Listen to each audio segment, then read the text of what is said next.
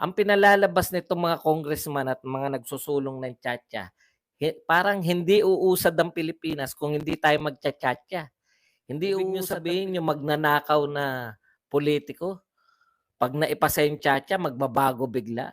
No, galit na galit si Dalipe. With full of emotion yung panawagan niya sa mga senador. Maganda yung sagot dito ni Villanueva. Who is he? Sabi niya, sino siya? Ito nga mga kababayan, bago natin ituloy ang video na ito, kung bago ka lang sa aking YouTube channel baka pwede makahingi ng like at subscribe at click mo na rin ang notification bell para updated ka sa aking nilalabas na bagong video. Salamat po. Ito po si Dalipe, natatandaan nyo mga ilang kahapon yata o nung isang araw, galit na galit, no? Galit na galit si Dalipe. Sabi niya, kailangan kasi dinedelay daw ng mga senador alam niyo po ang pinalalabas nila. Dito ko nahihiwaganin. Ang pinalalabas nitong mga congressman at mga nagsusulong ng tiyatya, parang hindi uusad ang Pilipinas kung hindi tayo magtiyatya. Hindi uusad ang Pilipinas kung hindi natin babaguhin ang konstitusyon. Umusad sana ang Pilipinas kung tinuloy-tuloy lang natin, kung may continuity. Di ba? Huwag niyo pong isisi sa hindi pagpapasa ng tiyatya. Kahit po yan, kahit baguhin pa natin yung konstitusyon, ang mga uupo po sa gobyerno, kayo-kayo pa din. Ibig niyo sabihin, may tiyatya na, magbago na tayo lahat. Ibig niyo sabihin, yung magnanakaw na politiko, pag naipasa yung tiyatya, magbabago bigla. Pareho lang po yan hanggat kayo-kayo pa rin na nakaupo dyan. Di po ba?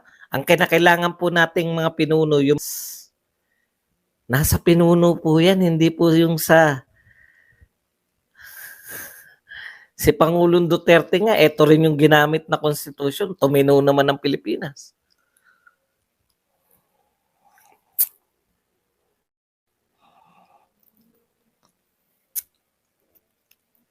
Okay. Sabi ni Dalipe, noong nakaraang araw o kahapon, dinner niya, no? Sabi niya sa mga senador, matagal na sa inyo hindi natutuloy yung pagkakaroon ng tiyatya, no? Matagal na pagdating sa Senado, pinipigilan ng mga senador. Kaya hinahamon ko yung mga senador. Ngayon pa lang daw, sabihin na nila kung sila ba ay pro-tiyatya o hindi. Para malaman daw ng mamamayan yung mga boboto. Sila na raw mamimili kung sila ba. Yan po, no? Galit na galit si Dalipe. With full of emotion yung panawagan niya sa mga senador.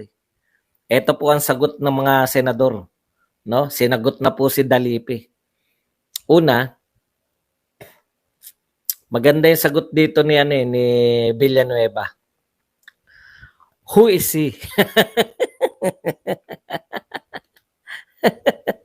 Sabi niya, sino siya?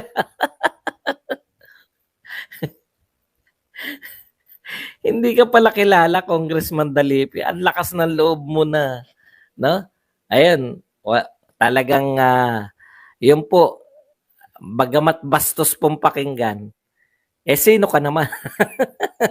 Parang sinabi ni Senator Villanueva, sino ka naman? Bakit mo kami, yun po yung keyword dun . Bakit? Alam nyo, ngayon lang po sa history po ng Congress, ngayon lang po ako nakarinig ng mga congressman na inuutusan yung mga senador. Never pa po nangyari yan sa history ng Pilipinas. Hindi ko po minamalit yung mga congressman. Pero sa boto na lang po, yung mandate ng tao, yung kulelat pong senador, 15 million. Ilan po yung boto ng pinakamataas na congressman? Baka 200,000, wala pong 1,000,000. No? Sa mandate po ng tao, mas mataas talaga yung binigay. Tapos sasabihin nyo po na uutusan nyo yung mga senador na ganito gawin nila. For the first time, ngayon lang pong Congress na to, nakikita natin na mas makapangyarihan yung mga congressman kaysa sa mga senador. Matatapang naman pagdating sa mga, ang tatapang naman po pagdating po sa mga hearing, Senate hearing. Akala mo mga akusado lahat eh. Pagbibintangan na corrupt kayo, kahit walang ebidensya.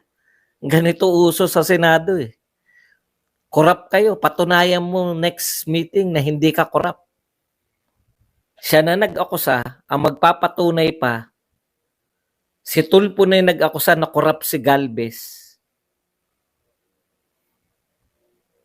Si Galvez pa yung magsasabi, magpapatunay na hindi siya corrupt.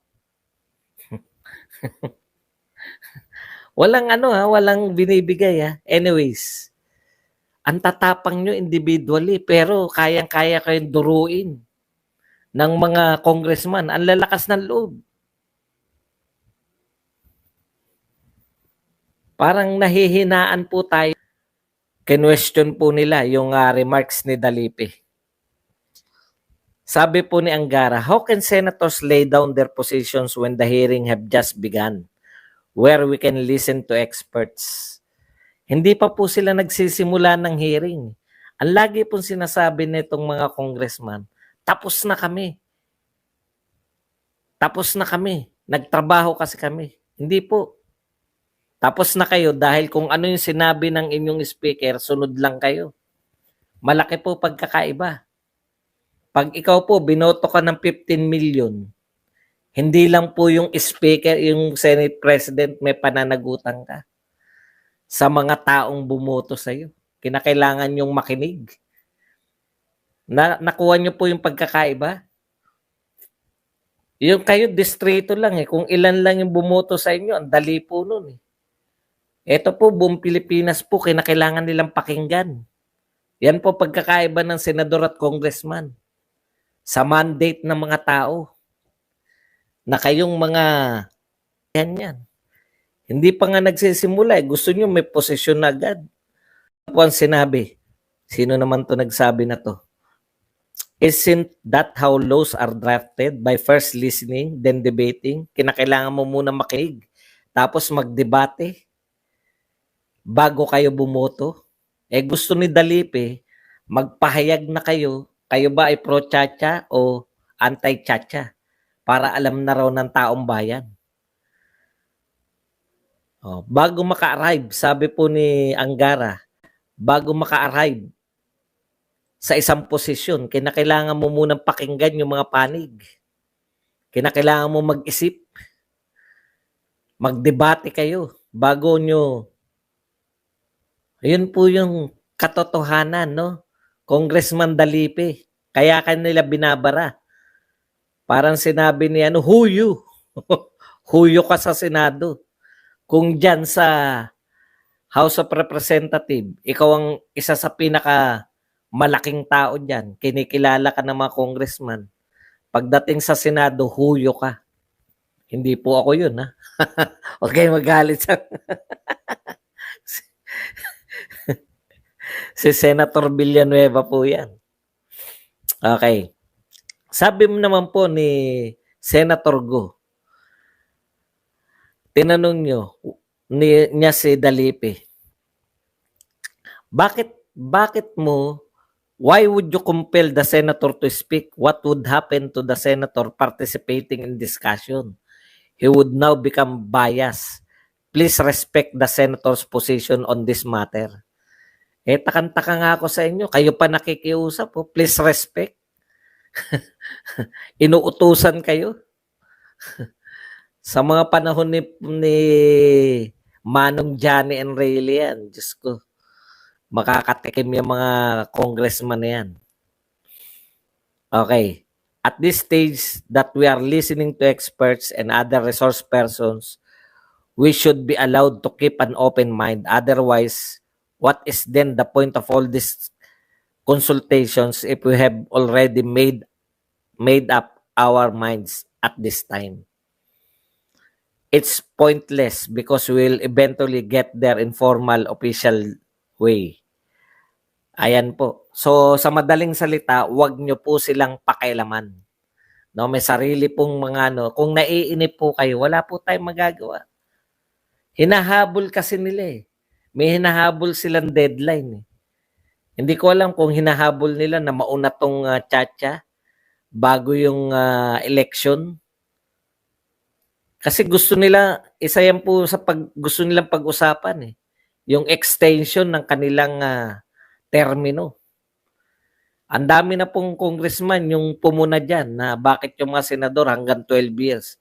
Bakit sila? Ilang term ba yung mga congressman? 3? 9 years lang? Yun po yung problema eh, no? Alam na alam po naming mga mamamayan kung ano po balak nyo kaya kayo magtsatsatsya. Kasi po kung economic, pwede nyo na pong i-amend na lang. Anyways, discarding nyo yan. Basta manunood kami, no? Pag nakita namin na ang tunguhin ng inyong pagtsatsatsya ay para sa kapakanan ninyo, para mag-extend ang inyong mga kapangyarihan, mga ngampanya kami ng Noto Chacha. Ito po banaw po na yung kinakampanya nila ngayon, economic provision yung babaguhin. No, ulitin ko economic provision po yung babaguhin ayon sa kanila. Pero once po na ang mga binago sa Chacha ay kasama yung mga term limit nila o pagbabago ng magkakaroon ng Prime Minister, hindi po nararapat kasi tatanggalin nyo eh. Tatanggalin nyo si Sara Duterte na makapamuno eh. Kung nagustuhan mo ang ganitong video, huwag kalimutan ang magkomento kung ano ang saloobin mo. Salamat po.